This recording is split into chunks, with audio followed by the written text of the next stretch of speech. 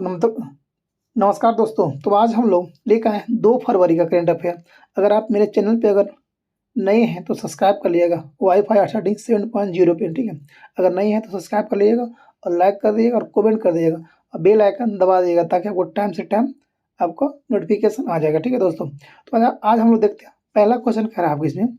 आज का first question है कि वर्ष 2023 में जापान को पछाड़कर दुनिया का शीर्ष वाहन निर्माता यानी कि मोटर वाहन व्हीकल का निर्माता पहला स्थान पर कौन बन गया? दुनिया का शीर्ष कौन बन गया? तो आपको गया कौन पहला स्थान? पहले अच्छा, अगर बाहर जाए क्या शीर्ष बात किया जाए, अगर शीर्ष पे आपको हो जाएगा चाइना। पहला स्थान पर हो गया चाइना, ठीक है।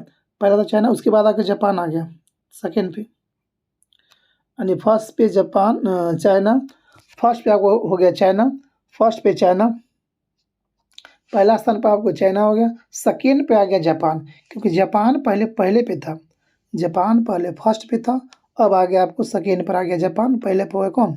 चाइना हो गया। अच्छा, चाइना क्या कर रहा है? चाइना इलेक्ट्रिक गाड़ी को ज़्यादा निर्यात कर रहा है, ज़्यादा प्रमोट कर लोगों को बोल रहा है कि इलेक्ट्रिक गाड़ी चलाने के लिए प्रमोट कर रहा है, इसलिए उसका इलेक्ट्रिक गाड़ी विश्व में ज़्यादा निर्यात कर रहा है, कि इलेक्ट्रिक गाड़ी को ज़्यादा निर्यात कर रहा है। अगर देखा जाए चाइना का, तो चाइना का जो राजधानी कहाँ होता है? बीजिंग। राजधानी इसका क्या होता है? बीजिंग होता है, बीजिंग। अगर इसका कॉमर्शियल राजधानी पूछा जाता है शंघाई होता है। कॉमर्शियल राजधानी इसका देखा जाए तो होता है शंघाई।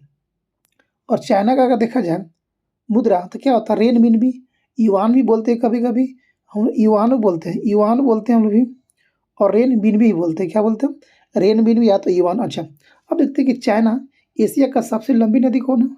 ऑक्सीटिसिया। एशिया का सबसे लंबी नदी कौन है? ऑक्सीटिसिया। वो कहाँ? चाइना में है, ठीक है। अब देखते हैं चाइना का शोक किस नदी कहा जाता है? जिस तरह से हम लोग का बिहार का शोक कोसी नदी कहा जाता है। अपनी मार्ग बदलने में सबसे माहिर होता है कोसी नदी बिहार का, जो बिहार में सबसे ज़्यादा बाढ़ लाती है। उसी तरह से चाइना में मार्ग बदलने वाला है सबसे कौन नदी है? जो वहाँ का शोक कहा जाता है, सौरो यानी शोक कहा जाता है, हांगहो नदी। बंगाल का शोक कौन होता है? दामोदर नदी। बिहार का शोक कोसी नदी। उसी तरह से चाइना का शोक हांगहो नदी है। अच्छा, अभी वो देखे थे कि शेयर मार्केट में भारत का स्थान कैमा था? तो शेयर मार्केट में भारत का स्थान क्या था? चौथा था। पहला स्थान पर था कौन? अमेरिका, सेकेंड पे चाइना, थर्ड पे जापान, फोर्थ पे इंडिया था। शेयर मार्केट में भारत का स्थान चौथा।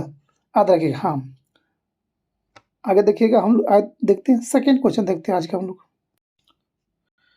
तो हाँ दोस्तों, देखते हैं आज का हम लोग का सेकेंड क्वेश्चन कह रहा है कि हाल ही में अमेरिका ने किस भौतिक भारतीय बाजार को अपनी कुख्यात बाजारों की सूची में शामिल किया गया है? कह रहा कुख्यात बाजार में शामिल किया गया आपको। अमेरिका कौन किया है? अमेरिका किया गया। अगर कुख्यात की बात किया जाए तो कुख्यात का मतलब हुआ कि कॉपीराइट, कि सामान का कॉपीराइट करना, कि सामान को चोरी करना, कि सामान को नकली करके बनाना, तो ये कहलाता है, क्या कहलाता है? ये कहलाता है आपको कुख्यात बाजार। अमेरिका बोला कुख्यात, अमेरिका बोला कि भारत का 6 बाजार को लिस्ट तैयार किया है। भारत का 6 बाजार कुख्यात बाजार है। उसमें आपको पहला हो गया मुंबई के हीरा पन्ना, सेकेंड आपको होगा नई दिल्ली का करोल बाग का टैंक रोड, ठीक है। थर्ड होगा आपको बंगलुरु में सदर पटप्पा रोड मार्केट। ये हो गया 3 गो, और 3 आपको चौथा इसमें आपको हो गया 4 5 6। तो चौथा आपको हो गया कौन? इंडियन मार्केट, एगो इंडियन मार्ट हो गया आपको, इंडियन मार्ट आपको चौथा हो गया। अब पाँचवा होगा मेगा मूवी, पाँचवा आपको हो गया मेगा मूवी हो गया, ठीक है। अब पाँचवा आपको हो गया छठा, पाँचवा होगा मेगा मूवी, छठा आपको होगा WHMCS।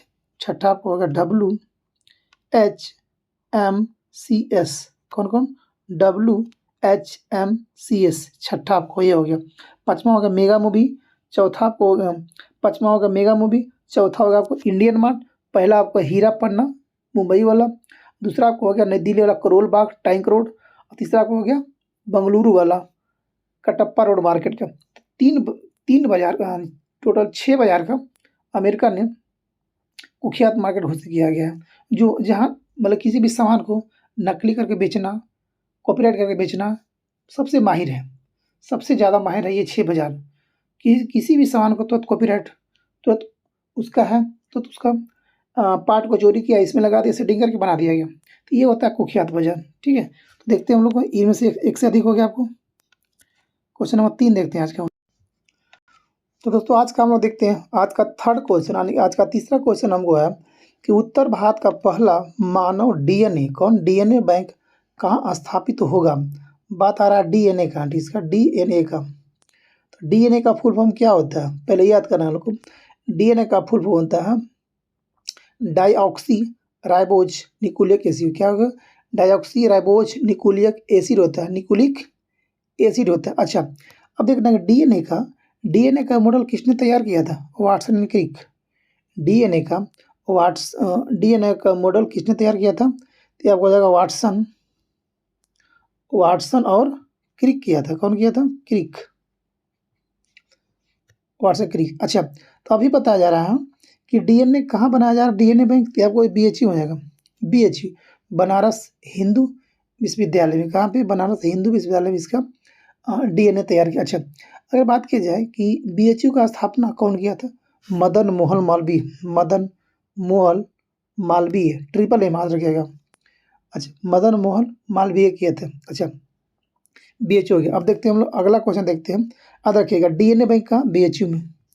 क्वेश्चन आज का 4 नंबर देखते हैं। आज का हम लोग का चौथा क्वेश्चन कह रहा है कि वित्तीय वर्ष 2024-25 के अंतरिम बजट के अनुसार 2023-24 में राजकोषीय घाटा कितना प्रतिशत रहा था, तो कितना परसेंट रहा था, 5.8%। कितना, 5.8%। अगर पूछा जाए कि अंतरिम बजट क्या होता है, अंतरिम बजट क्या होता है, अंतरिम बजट वो होता है कि जो निकटवर्ती चुनाव आने वाले से पहले, यानी चुनाव से पहले जो बजट पेश किया जाता है, चुनाव से पहले जो बजट पेश किया जाता है वो कहलाता है आपको अंतरिम बजट कहलाता है। क्या कहलाता है, अंतरिम बजट कहलाता है। अंतरिम बजट में वो तैयार किया जाता है योजनाओं का जो चुनाव तक स्कीम को तैयार किया जाता है, या चुनाव के बाद जब तक कोई सरकार नहीं बन जाती है तब तक इस योजना से जो भी पैसा होगा इससे आपको खर्चा किया जाएगा। जो भी योजना होगा इससे तैयार होगा, इसी से पैसा आपको खर्चा किया जाएगा। अगर बात करते हैं वित्त मंत्री का, बजट कौन पेश करती है, वित्त मंत्री करते हैं। इस वर्ष का वित्त मंत्री अभी कौन है हम लोग का, निर्मला सीतारमन, जो जेएनयू से पढ़ के आई है। ये तमिलनाडु का है, कहाँ की रहने वाली है, तमिलनाडु रहने वाली है, जेएनयू से पढ़ के आई है। अच्छा, अगर बात किया जाए तो प्रथम वित्त मंत्री महिला कौन थी, प्रथम वित्त मंत्री महिला में कौन थी, तो इंदिरा गांधी। इंदिरा गांधी उस टाइम थी जब उन्होंने प्रधानमंत्री भी थी, तब अपने पास वित्त मंत्री भी रखी हुई थी। अभी अगर पूछा जाए कि पूर्णकालिक अगर महिला वित्त मंत्री पूछा जाए, पूर्ण रूप से अगर टोटल प्रभार संभाली हुई है सिर्फ वित्त मंत्री इनके पास है, पूर्णकालिक वित्त मंत्री सीधे मानो ना, पूर्णकालिक वित्त मंत्री निर्मला सीतारमन है।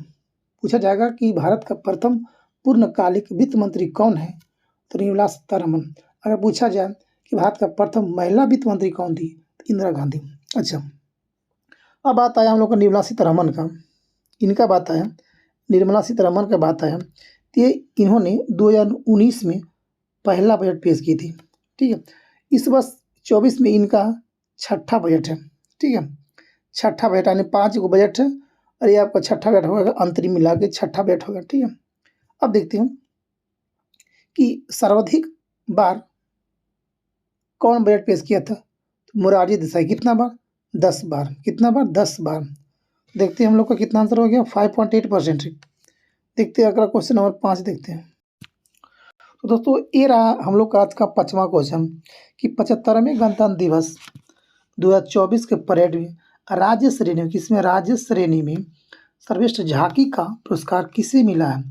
अच्छा, राज्य में पूछा जाए, अच्छा हम लोग देखे थे एक राज्य में था, एक हम लोग का था मंत्रालय के आया था, एक था हम लोग का मंत्रालय में, ये था हम लोग का स्टेट में।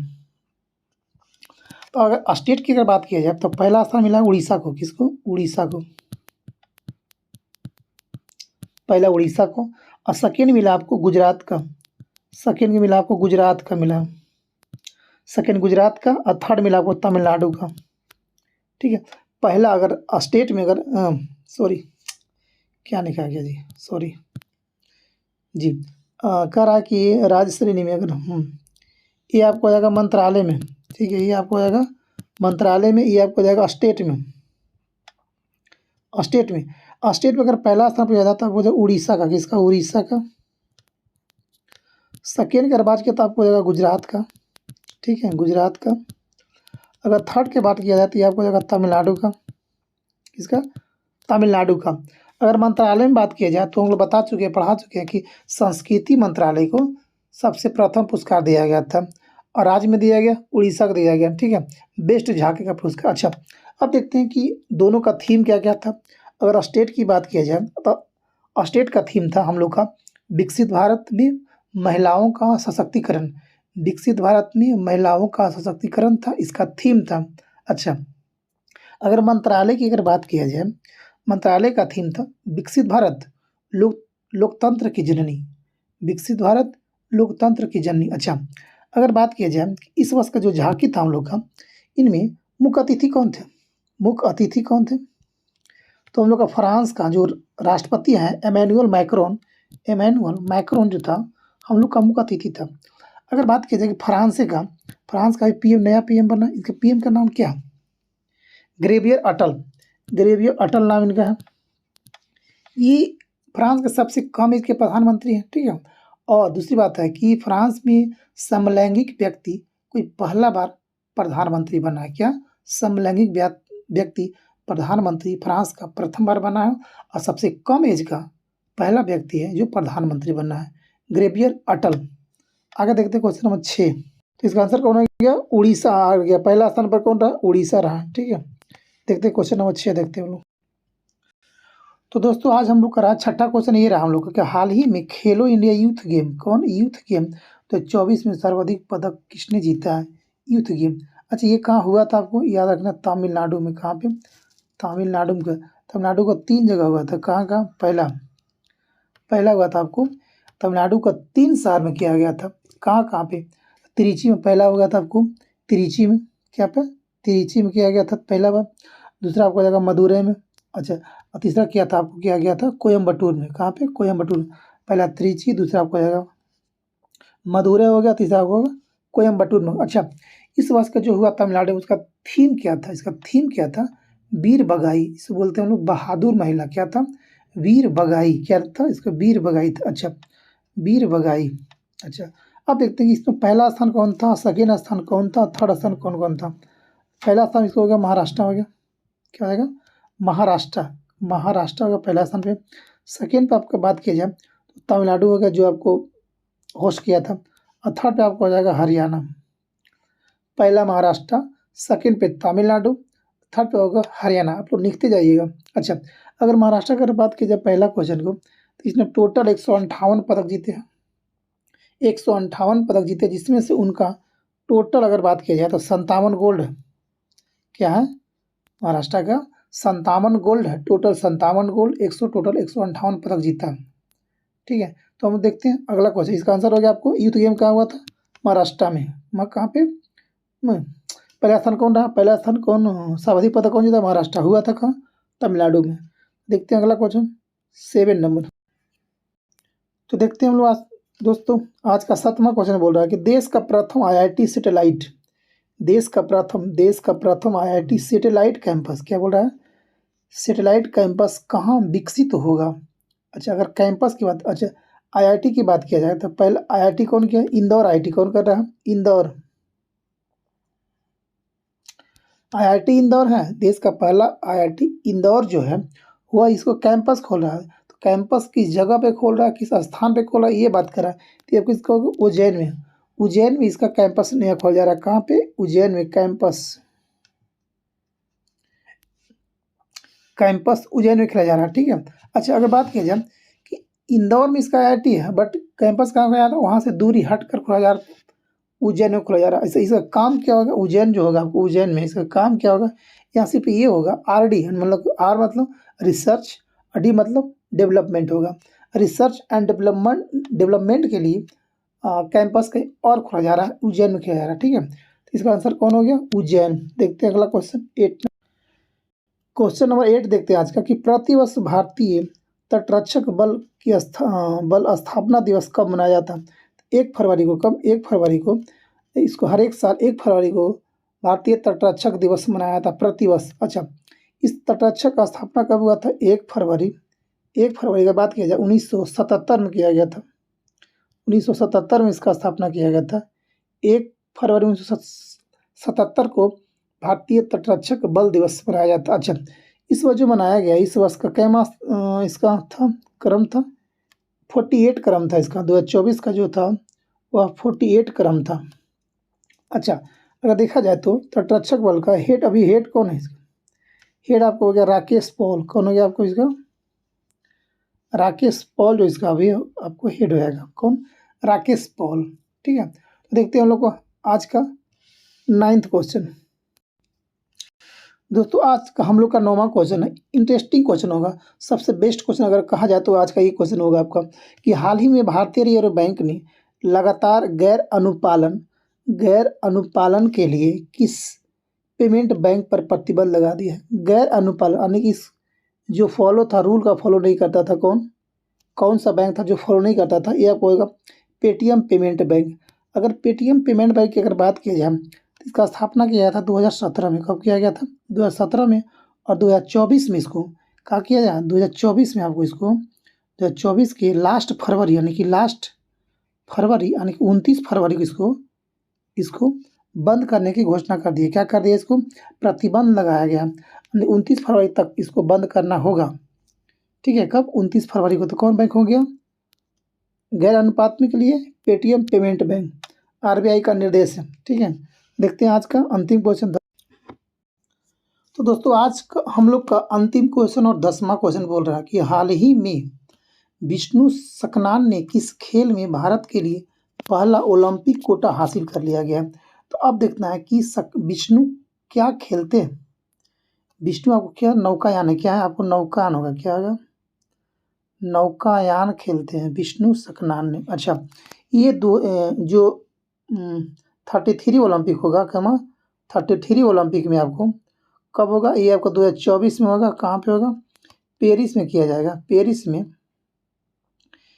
में किया जाएगा। उसमें आपको ये नौकायान में अपना ओलंपिक कोटा हासिल किया गया। आज वहाँ जाकर आप खेलेंगे, ये ओलंपिक खेलेंगे। 33वां ओलंपिक कहाँ होगा? 2024 में पेरिस में। अगर इससे पहले अगर देखा जाए तो 2020 में हम लोग को ओलंपिक हुआ था, टोक्यो जापान में हुआ गया था। कहाँ हुआ था? टोक्यो जापान में किया गया था। भारत का एकमात्र गोल्ड था नीरज चोपड़ा का। किसका था? नीरज चोपड़ा का एकमात्र ओलंपिक गोल्ड था। तो देख दोस्तों, तो आज का हम लोग का ये अंतिम क्वेश्चन था। ठीक है दोस्तों, तो अगर आप नए होंगे इस चैनल पे तो सब्सक्राइब कर लीजिएगा और लाइक कर दिएगा, कमेंट कर दिएगा और बेल आइकन दबा दिएगा ताकि आपका नोटिफिकेशन आता रहे। ठीक है दोस्तों, तो चलते हैं आज का हम लोग। थैंक यू, धन्यवाद। वंदे मातरम। जय हिंद, वंदे मातरम।